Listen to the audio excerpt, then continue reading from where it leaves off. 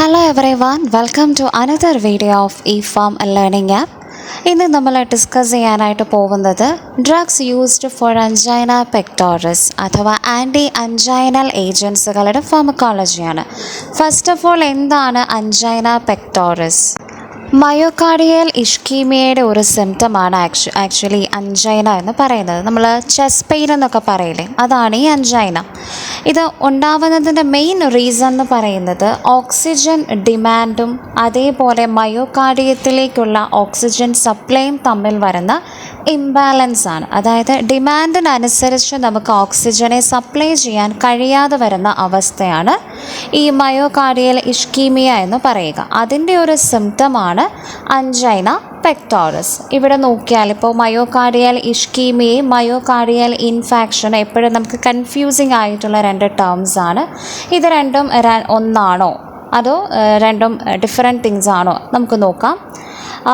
ഇഷ്കീമിയയുടെ കേസിൽ blood flow കുറയുന്നു, okay. അതേസമയം ഇൻഫാക്ഷൻ്റെ കേസിൽ ബ്ലഡ് ഫ്ലോ അവിടെ സ്റ്റോപ്പായി, കട്ട് ഓഫായി, കുറയുകയല്ല, ബ്ലഡ് ഫ്ലോ നിന്നു. സോ ഇവിടെ ഇഷ്കീമിയയിൽ അതുകൊണ്ട് തന്നെ ബ്ലഡ് ഫ്ലോ കുറഞ്ഞത് കാരണം ഹൈപ്പോക്സിയ എന്ന കണ്ടീഷൻ ഉണ്ടാവും. ഹൈപ്പോക്സിയ എന്ന് പറഞ്ഞാൽ ഇൻസഫിഷ്യൻറ്റ് ഓക്സിജൻ, അതായത് ഓക്സിജൻ ഉണ്ട് പക്ഷേ ആവശ്യത്തിനുള്ള ഓക്സിജൻ കിട്ടുന്നില്ല, കാരണം ബ്ലഡ് സപ്ലൈ കുറവായതിനാൽ. ഇനി ഇൻഫാക്ഷൻ കേസിൽ നമ്മൾ പറഞ്ഞു ബ്ലഡ് ഫ്ലോയെ കട്ട് ഓഫ് ആയെന്നും. സോ അതിൻ്റെ ഭാഗമായിട്ട് ഏത് ഭാഗത്തേക്കാണോ ബ്ലഡ് സപ്ലൈ തടസ്സപ്പെട്ടത് ആ ഭാഗത്ത് നെക്രോസിസ് സംഭവിക്കും. നെക്രോസിസ് മീൻസ് സെല്ലുലാർ ഡെത്ത് സംഭവിക്കും. ഇതാണ് മയോകാർഡിയൽ ഇഷ്കീമിയയും മയോകാർഡിയൽ ഇൻഫാക്ഷനും തമ്മിലുള്ള വ്യത്യാസം.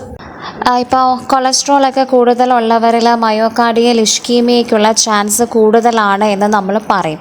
ബിക്കോസ് നോക്കി, ഒരു ഹെൽത്തി കൊറോണറി ആർട്ടറിയിലൂടെയുള്ള ബ്ലഡ് ഫ്ലോ ഈ ഒരു ഇമേജിൽ കാണുന്നത് പോലെ ആയിരിക്കും. അതേസമയം ബ്ലോക്ക് ആയിട്ടുള്ള കൊറോണറി ആർട്ടറി നോക്കി, അതിലൂടെയുള്ള ബ്ലഡ് ഫ്ലോ കുറവായിരിക്കും. നമുക്ക് ഇമേജ് നോക്കുമ്പോൾ തന്നെ മനസ്സിലാവും.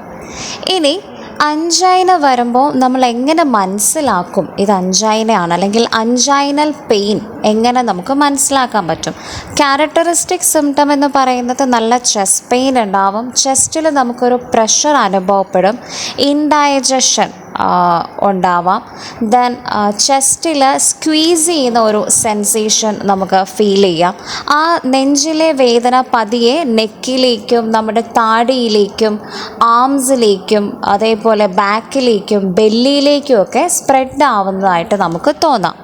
ഇനി വേരിയസ് ടൈപ്സ് ഓഫ് അഞ്ചൈന നമുക്ക് നോക്കാം.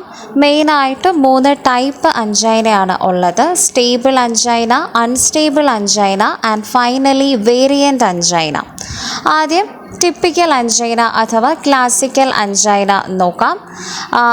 ഇവിടെ പെയിൻ യൂഷ്വലി വരുന്നത് നമ്മൾ വളരെ സ്ട്രെസ്ഫുൾ ആയിട്ടുള്ള എക്സസൈസ്, എക്സൈറ്റ്മെൻറ്റ് അല്ലെങ്കിൽ നല്ല ഒരു ഹെവി മീലൊക്കെ എടുത്തിരിക്കുമ്പോഴാണ് ഈ പറയുന്ന ക്ലാസിക്കൽ അഞ്ചൈനയുടെ പെയിൻ വരുന്നത്. ക്ലാസിക്കൽ അഞ്ചൈന മീൻസ് സ്റ്റേബിൾ അഞ്ചൈനയാണ് ഉദ്ദേശിക്കുക. യൂഷ്വലി അതേറോസ്ക്ലീറോസിസ് ഒക്കെ ഉള്ളതിൻ്റെ ഭാഗമായിട്ട് വരുന്നതാണ്. അതുകൊണ്ടാണ് secondary to advanced atherosclerosis of coronary vessel. Coronary വെസലിൽ ഈ പറഞ്ഞ കൊഴുപ്പടിഞ്ഞ് നമ്മൾ നേരത്തെ കണ്ടതുപോലെ കൊറോണറി വെസലിലൂടെയുള്ള ബ്ലഡ് ഫ്ലോ കുറയുന്നത് മൂലം അഡ്വാൻസ്ഡ് അതേറോസ്ക്ലീറോസിസ് എന്ന് പറഞ്ഞു കഴിഞ്ഞാൽ അതേറോസ്ക്ലീറോസിസിൻ്റെ ആ ഒരു ലാസ്റ്റ് സ്റ്റേജ് ഒക്കെ ആവുമ്പോൾ, അപ്പോൾ അതിന് സെക്കൻഡറി ആയിട്ട് വരുന്ന അഞ്ചൈനൽ പെയിനിനെയാണ് നമ്മൾ സ്റ്റേബിൾ അഞ്ചൈന എന്ന് പറയുക. യൂഷ്വലി ഒരു 1 to 15 മിനിറ്റ്സ് ഒക്കെയാണ് ഇത് ലാസ്റ്റ് ചെയ്യുക. ഇനി അടുത്ത ടൈപ്പാണ് വേരിയൻ്റ് അഞ്ചൈന അഥവാ പ്രിൻസ് മെറ്റൽ അഞ്ചൈന.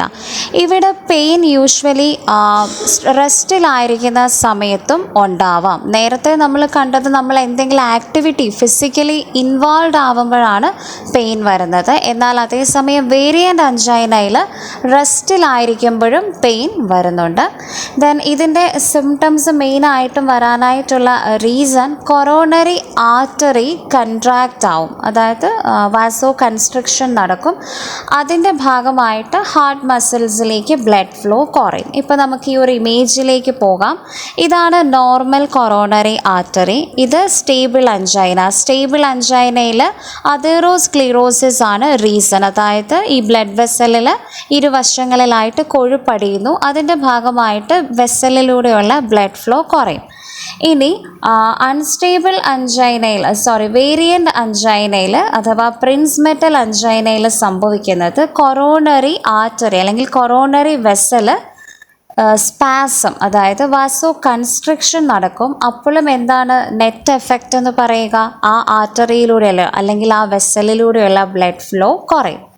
ഇനി അടുത്ത ടൈപ്പ് നോക്കാം, അൺസ്റ്റേബിൾ അഞ്ചൈന അഥവാ acute coronary syndrome. Acute coronary syndrome എന്ന് പറയുന്നത് unstable അഞ്ചൈന, ST segment elevation MI, non ST segment elevation MI, ഈ 3 കണ്ടീഷൻസിനെയും കൂടി ജനറലി പറയുന്ന പേരാണ് അക്യൂട്ട് കൊറോണറി സിൻഡ്രോം. അപ്പോൾ ഇവിടെ അൺസ്റ്റേബിൾ അഞ്ചൈന എന്ന് പറഞ്ഞു കഴിഞ്ഞാൽ സ്റ്റേബിൾ അഞ്ചൈനയ്ക്കും MIക്കും ഇടയിലുള്ള ഒരു അവസ്ഥയാണ്. യൂഷ്വലി MIയുടെ തന്നെ പാത്തോളജിയൊക്കെയാണ് ഇതിൽ നമുക്ക് കാണാനായിട്ട് പറ്റുന്നത്. ഇവിടെ ഒരു ത്രോംബസ്, അതായത് ഒരു ക്ലോട്ട് നമുക്ക് കാണാൻ പറ്റും ഇമേജിൽ നമുക്ക് കൊഴുപ്പ് അടിഞ്ഞു കൂടിയിരിക്കുന്നത് മാത്രമല്ല, അതായത് ഈ അതേറോസ്ക്ലീറോട്ടിക് പ്ലേക്ക് മാത്രമല്ല, കൂടെ ഒരു ബ്ലഡ് ക്ലോട്ടും ഉണ്ട്. ഓക്കെ, അപ്പോൾ ഇവിടെ വെസൽ കംപ്ലീറ്റ് ആയിട്ട് ചിലപ്പോൾ ഒക്ലൂഡായി പോകാം. ഇനി ചില സിറ്റുവേഷനിൽ കംപ്ലീറ്റ് അല്ല എങ്കിൽ കൂടി പാർഷ്യലി ബ്ലഡ് വെസൽ ഒക്ലൂഡായി പോകാം. എന്നിരുന്നാലും ബ്ലഡ് സപ്ലൈ അവിടെ കുറയുകയാണ് ചെയ്യുന്നത്.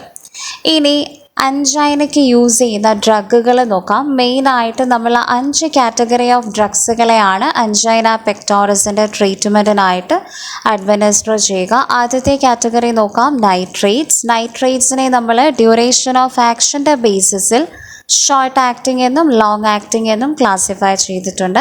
അതിൽ ഷോർട്ട് ആക്ടിങ്ങിലാണ് glyceryl trinitrate, isosorbide dinitrate പോലെയുള്ള ഡ്രഗ്സുകൾ വരിക. ഇവരെ നമ്മൾ സബ്ലിങ്ക്വലിയാണ് മെയിനായും അഡ്മിനിസ്റ്റർ ചെയ്യുക. ചെസ്റ്റ് പെയിൻ വരുമ്പോൾ നമ്മൾ നാവിനടിയിൽ വെക്കാനായിട്ടൊരു ടാബ്ലറ്റ് തരില്ലേ, അത് ഈ ഗ്ലിസറൈൽ ട്രൈ നൈട്രേറ്റ്സ് ആയിരിക്കും. ഇനി ലോങ് ആക്ടിംഗ് നൈട്രേറ്റ്സിലും isosorbide dinitrate oral tablet വരും. Then isosorbide mononitrate, then erythritol tetranitrate, pentaerythritol tetranitrate, ഇതെല്ലാം ലോങ് ആക്ടിംഗ് നൈട്രേറ്റ്സ് ആണ്. ഇനി ബീറ്റ ബ്ലോക്കേഴ്സ് നോക്കാം. പ്രൊപ്രാനലോൾ, മെറ്റോപ്രലോൾ, അറ്റനലോൾ പോലെയുള്ള നമ്മുടെ ടിപ്പിക്കൽ ബീറ്റ ബ്ലോക്കേഴ്സിനെയും നമുക്ക് എടുക്കാം. Next is calcium channel blockers. Calcium channel ബ്ലോക്കേഴ്സിൽ നമുക്ക് നമ്മുടെ ഡിൽറ്റിയാസം, വെറാപാമിൽ, അംലോഡിപ്പിൻ പോലെയുള്ള ഡ്രഗ്സുകൾ എഴുതാം. പൊട്ടാസ്യം ചാനൽ ഓപ്പണേഴ്സ്, ബാക്കി എല്ലായിടത്തും നമ്മൾ ബ്ലോക്കേഴ്സ് പറയുമ്പോൾ ഇവിടെ മാത്രം നമ്മൾ പൊട്ടാസ്യം ചാനൽ ഓപ്പണേഴ്സ് ആണ് യൂസ് ചെയ്യുന്നത്, അത് മാറിപ്പോവരുത്. ഇതിൽ വരുന്നതാണ് നിക്കോഡാൻറ്റിൽ എന്ന ഡ്രഗ്. ഇനി ഇവരല്ലാതെ അതർ ആൻറ്റി അഞ്ചൈനൽ ഏജൻറ്റ്സ് എന്ന് പറയുമ്പോൾ നമുക്ക് ട്രൈമെറ്റാസിഡിൻ, റെനോലസിൻ, ഇവാബ്രാഡിൻ, ഓക്സിഫെഡ്രിൻ, ഡൈപിരിഡമോൾ പോലെയുള്ള ഡ്രഗ്സുകൾ നമുക്ക് അഡ്മിനിസ്റ്റർ ചെയ്യാവുന്നതാണ്. ഓക്കെ, നമുക്ക് നെക്സ്റ്റ് നൈട്രേറ്റ്സ്, ഓർഗാനിക് നൈട്രേറ്റ്സിൻ്റെ ഫാർമക്കോളജി ഡീറ്റെയിൽഡ് ആയിട്ട് നോക്കാം. Organic nitrates are basically prodrugs, അതായത് അവർ ബോഡിയിൽ എത്തിക്കഴിഞ്ഞാൽ അവർക്ക് മെറ്റബോളിക് കൺവേർഷൻ നടന്ന് ആക്റ്റീവ് ഫോമായിട്ട് മാറും. സോ ഇവർ അങ്ങനെ നൈട്രിക് ഓക്സൈഡിനെ റിലീസ് ചെയ്യും. ഈ organic nitrates mainly venodilators ആണ്. ദാറ്റ് മീൻസ് വെയിൻസിനെയാണ് ഡൈലേറ്റ് ചെയ്യിപ്പിക്കുക. അതുമാത്രമല്ല ആർട്ടറീസിനെയും ഡൈലേറ്റ് ചെയ്യിപ്പിക്കും, എന്നാൽ മെയിനായിട്ട് വെയിൻസിനെയാണ് ടാർഗറ്റ് ചെയ്യുന്നത്. സോ ഈ രണ്ടിനെയും ഡൈലേറ്റ് ചെയ്യിപ്പിക്കുന്നത് കൊണ്ട് ആഫ്റ്റർ ലോഡും പ്രീ ലോഡും കുറയ്ക്കാനായിട്ട് ഇവർക്ക് കഴിയും. എന്താണ് ഈ പ്രീ ലോഡ്, ആഫ്റ്റർ ലോഡ് എന്നൊക്കെ പറഞ്ഞു കഴിഞ്ഞാൽ? പ്രീ ലോഡ് എന്ന് പറഞ്ഞു കഴിഞ്ഞാൽ നമ്മുടെ ഡയസ്റ്റോളിൻ്റെ ആ ഒരു എൻഡിൽ എത്തുമ്പോൾ ഈ ഒരു വെൻട്രിക്കിളിൽ എന്തുമാത്രം വോളിയം ബ്ലഡ് ഉണ്ട്, that is pre load. After load എന്ന് പറഞ്ഞു കഴിഞ്ഞാൽ ഈ വെൻട്രിക്കിളിൽ നിന്ന് നമ്മുടെ ബ്ലഡ് പുറത്തേക്ക് ഇജക്റ്റ് ചെയ്യണം. സോ അതിനായിട്ട് ഈ ഒരു ഹാർട്ട് ഓവർകം ചെയ്യേണ്ടി വരുന്ന റെസിസ്റ്റൻസിനെയാണ് ആഫ്റ്റർ ലോഡ് എന്ന് പറയുക. ഇപ്പോൾ നോക്കാം, വീനസ് റിട്ടേൺ എന്ന് പറഞ്ഞു കഴിഞ്ഞാൽ വെൻട്രിക്കിളിൽ നമ്മൾ ഫില്ല് ചെയ്തുകൊണ്ടിരിക്കുകയാണ് ബ്ലഡ്. പ്രീലോഡ് എന്ന് പറഞ്ഞു കഴിഞ്ഞാൽ ഡയസ്റ്റോളിൻ്റെ എൻഡിലാവുമ്പോൾ, അതായത് റിലാക്സേഷൻ്റെ ആ ഒരു ലാസ്റ്റ് ടൈം ആവുമ്പോൾ, ഇനി അടുത്ത മൊമെൻറ്റിൽ നമ്മുടെ ബ്ലഡ് ഇജക്റ്റ് ചെയ്യുകയാണ്. അപ്പോൾ അതിന് തൊട്ട് മുന്നേ വെൻട്രിക്കിൾസിൽ എന്തുമാത്രം ബ്ലഡ് ഉണ്ട്, that is preload. After load എന്ന് പറയുന്നത് ഈ ഒരു ആർട്ടറീസിലേക്ക് നമ്മുടെ വെൻട്രിക്കിളിൽ നിന്നും ബ്ലഡിനെ പുഷ് ചെയ്യാൻ വേണ്ട pressure, that is after load. Okay, അപ്പോൾ പ്രീലോഡ് കുറയ്ക്കുന്നത് മൂലം എന്താ സംഭവിക്കുക? നമ്മുടെ പെരിഫറൽ പൂളിംഗ് ഓഫ് ബ്ലഡ് നടക്കും. അതായത് പ്രീലോഡ് കുറയ്ക്കുക മീൻസ് വെൻട്രിക്കിളിലേക്കുള്ള ബ്ലഡിൻ്റെ ഫില്ലിങ്ങിനെയാണ് നമ്മൾ കുറയ്ക്കുക. ഓക്കെ, അപ്പോൾ പെരിഫറലി ബ്ലഡിനെ നമ്മൾ അവിടെ റിമെയിൻ ചെയ്യിപ്പിക്കുകയാണ്, വെയിൻസിലൂടെ ഹാർട്ടിലേക്ക് വിടുന്നില്ല. വെയിനിലൂടെ വന്നു കഴിഞ്ഞാലല്ലേ വെൻട്രിക്കിളിലേക്ക് എത്താൻ പറ്റും. സോ വീനസ് റിട്ടേൺ കുറയ്ക്കുന്നത് മൂലം പ്രീലോഡ് കുറയ്ക്കാൻ പറ്റും. ഇനി ആഫ്റ്റർ ലോഡ് റിഡക്ഷൻ, അതായത് ആർട്ടീരിയോൾസിനെ ഡയലേറ്റ് ചെയ്യുന്നുണ്ട് എന്ന് പറഞ്ഞു. സോ അങ്ങനെ ടോട്ടൽ പെരിഫറൽ റെസിസ്റ്റൻസ് കുറയ്ക്കും. സോ ആഫ്റ്റർ ലോഡ് കുറയ്ക്കും. സോ ഹാർട്ടിൻ്റെ വർക്ക് ലോഡ് കുറയ്ക്കാനായിട്ടാണ് ഇവർ ശ്രമിക്കുക. നൈട്രേറ്റ്സിൻ്റെ മെക്കാനിസം നോക്കാം. നമ്മുടെ ബോഡിയിൽ എത്തിക്കഴിഞ്ഞാൽ, ഇപ്പോൾ സ്മൂത്ത് മസിലിൽ എത്തിക്കഴിഞ്ഞാൽ ഈ നൈട്രേറ്റ്സ് ഡീനൈട്രേറ്റ് ചെയ്യപ്പെടും. അവരിൽ നിന്ന് നൈട്രിക് ഓക്സൈഡ് റിലീസാവും. ഈ നൈട്രിക് ഓക്സൈഡ് എന്ത് ചെയ്യും? നമ്മുടെ ഗ്വാനൈൽ സൈക്ലേസിനെ ആക്ടിവേറ്റ് ചെയ്യും. ഈ ഒരു എൻസൈം GTPനെ സൈക്ലിക് GMP ആക്കി മാറ്റുന്ന ആളാണ്. നമ്മൾ ATPനെ സൈക്ലിക് AMP ആക്കി മാറ്റാൻ അഡിനൈലൈൽ സൈക്ലേസ് ഉണ്ടെന്ന് പറയുന്നത് പോലെയാണ് GTPയുടെ കാര്യം. അങ്ങനെ സൈക്ലിക് GMP ലെവൽ കൂടുമ്പോൾ എന്താ സംഭവിക്കുന്നത്? നമ്മുടെ മയോസിൻ ലൈറ്റ് ചെയിൻ കൈനേഴ്സിൻ്റെ ഡീഫോസ്ഫോറിലേഷൻ നടക്കും. ഓക്കെ, അതായത് ഈ ഒരു ഫോസ്ഫോറിലേറ്റഡ് മയോസിൻ ലൈറ്റ് ചെയിൻ കൈനേഴ്സ് ആണ് കൺട്രാക്ഷൻ കോസ് ചെയ്യുന്നത്. അതിനെ ഡീഫോസ്ഫോറിലേറ്റ് ചെയ്താൽ നമുക്ക് റിലാക്സേഷൻ ആണ് കിട്ടുക. മാത്രമല്ല സൈറ്റോസോളിലുള്ള കാൽഷ്യത്തിൻ്റെ അളവിനെയും ഇവർ കുറയ്ക്കും. കാൽഷ്യം ഇല്ല എങ്കിൽ കൺട്രാക്ഷൻ ഇല്ല. So finally vascular smooth muscle fibres relaxed ആവും.